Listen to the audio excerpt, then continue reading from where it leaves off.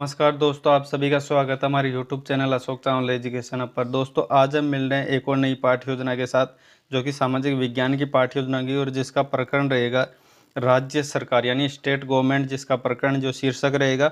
और ये कक्षा विशेषतः 7 के लिए बनाई गई है। बाकी आप प्रकरण के अनुसार किसी भी कक्षा में इसको बना सकते हैं। चलिए पाठ्य योजना स्टार्ट करते हैं। पहले देखते हैं इसके कुछ उद्देश्य के बारे में हम बात करेंगे, जिसमें पहला है ज्ञानात्मक उद्देश्य, जिसमें हम ऐसे टॉपिकों की बात करेंगे जिसमें बालक को हम विशेष ज्ञान इसमें करवाएंगे। ठीक है। उसके बाद है अवबोधात्मक, जिसमें बच्चों को क्या क्या अवबोध हुआ, क्या क्या ज्ञान हुआ, उसके बारे में बात करते हैं। उसके बाद है ज्ञानोपयोगी कौशलात्मक, जिसमें राज्य सरकार जो शीर्षक है उसमें हुई बातों को मौखिक और लिखित रूपों के माध्यम से बच्चा अभिव्यक्त करेगा। ठीक है। उसके बाद सहायक सामग्री देखते हैं कि पाठ को पढ़ाने में किन किन सहायक सामग्रियों का प्रयोग किया है, सहायता के रूप में लिया है। तो उसमें श्यामपट्ट है, सुधाखंड है, मार्जनी है, सांकेतिक है, चार्ट इत्यादि। विशेषतः चार्ट का प्रयोग सामाजिक विज्ञान की पाठ्य योजना में मुख्यतः माना जाता है। उसके बाद है शिक्षण की विधि, जिसमें व्याख्या दे के हम पढ़ाएंगे। विकास विधि, व्याख्या या प्रश्नों के माध्यम से उसका विकास करेंगे। और प्रश्न विधि, जिसमें प्रश्न पूछते हुए पाठ्य योजना का विकास करते हुए चलेंगे। उसके बाद देखिए पूर्व ज्ञान, कि हमने जो पाठ्य योजना का जो शीर्षक रखा है उसके संबंधित बच्चों में पूर्व ज्ञान, यानी हमारा जो शीर्षक है राज्य सरकार, उससे संबंधित बच्चों को पूर्व में कितना ज्ञान है वो जांचना। उसके बाद हमारा मुख्य जो बिंदु आता है वो है प्रस्तावना। प्रस्तावना पाठ्य योजना का मुख्य बिंदु माना जाता है और केंद्र बिंदु माना जाता है, क्योंकि इसी के माध्यम से हमारी पाठ्य योजना जारी होती है, प्रारंभ होता है, और इसी से हमारा विशेष जो टॉपिक है वो इसी से निकलता है। उसके बाद ही सारी प्रोसेस होती है। तो पहला प्रश्न देखिए, भारत में कितने राज्य हैं? तो 29 राज्य हैं। उसके बाद है 29 राज्यों के अलावा केंद्र शासित प्रदेश कितने हैं? तो 7 केंद्र शासित प्रदेश हैं। राज्यों का समूह क्या कहा जाता है? तो वो संघ कहा जाता है। वैसे ही चौथा प्रश्न है, संघीय सरकार किन सरकारों के मिलकर बनी होती है? तो वो राज्य सरकारों से मिलकर बनी होती है।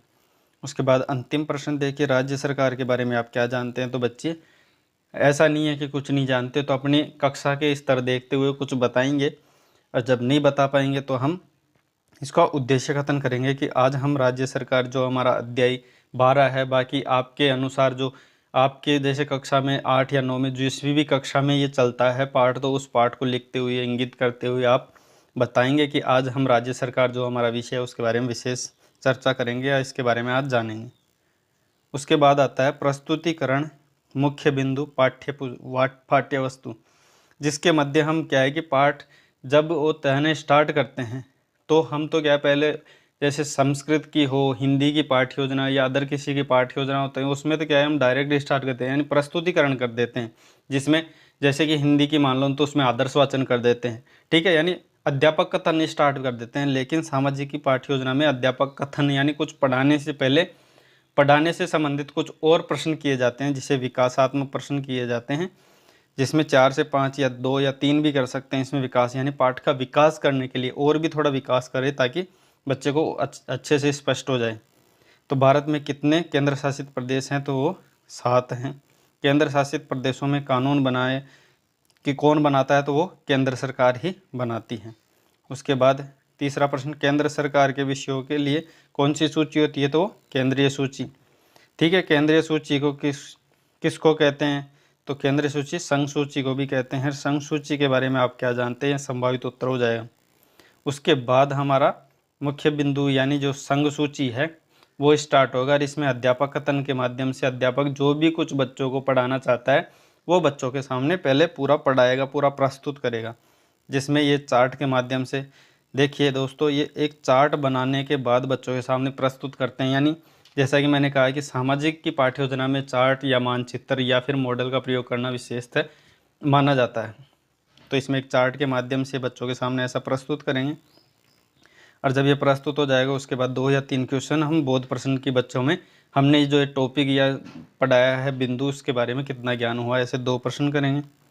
और ये जो प्रश्न होंगे हमने जो बिंदु पढ़ाया उसी से रिलेटेड होंगे। उसके बाद दूसरा बिंदु राज्य सूची, जिसमें छात्राध्यापक कथन यानी फिर राज्य सूची के बारे में पूरी डिटेल्स देगा और चार्ट के माध्यम से राज्य सूची को बताएगा। उसके बाद फिर इसमें बोध प्रश्न करेगा कि बच्चों में दूसरा बिंदु हमने जो पढ़ा है वो कितना ज्ञान हुआ। उसके बाद फिर तीसरा अपना बिंदु रखेगा। ये 2 से 3 बिंदु रखना अनिवार्य है, सामाजिक की पाठ्य योजना इसीलिए बड़ी मानी जाती है। उसके बाद फिर छात्र अध्यापक कथन के रूप में जो भी अपनी विषय वस्तु है वो प्रस्तुत करेगा और चार्ट के माध्यम से बच्चों के सामने वापस चार्ट बना के बच्चों को समझाएगा।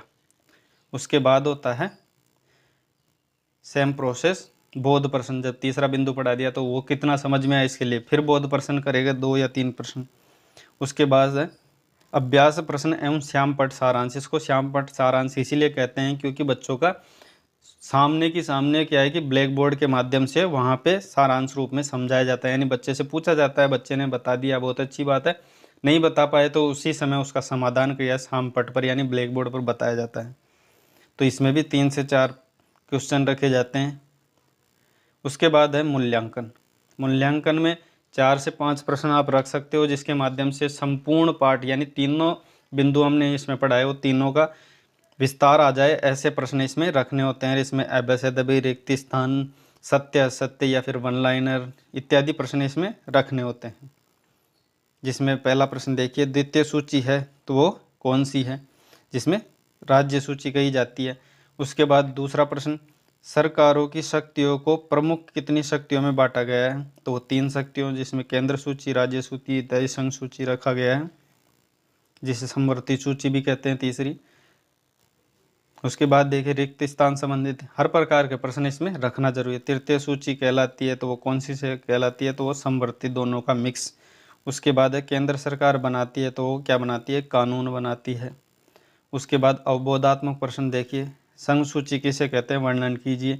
तो केंद्र सूची को संघ सूची कहते हैं। ये कक्षा के स्तर के अनुसार बच्चे इसका जवाब देंगे। वैसे दूसरा प्रश्न है, अंतिम हमारा जो हम बिंदु की बात करते हैं तो वो गृह कार्य होता है।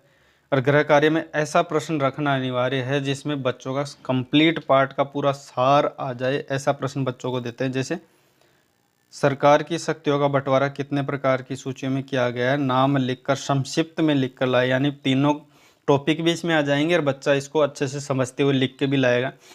जहाँ तक मैं मानता हूँ कि इसमें दूसरे प्रश्न की आवश्यकता इसमें नहीं है, आप यहाँ पे भी इसको एंड कर सकते हो। और चाहो तो आप चार्ट के माध्यम से बनाने के लिए भी बच्चे को कह सकते हो, तो थोड़ा और ज़्यादा विस्तार हो जाएगा। बाकी मेरे को मानो तो इसकी कोई आवश्यकता भी नहीं है।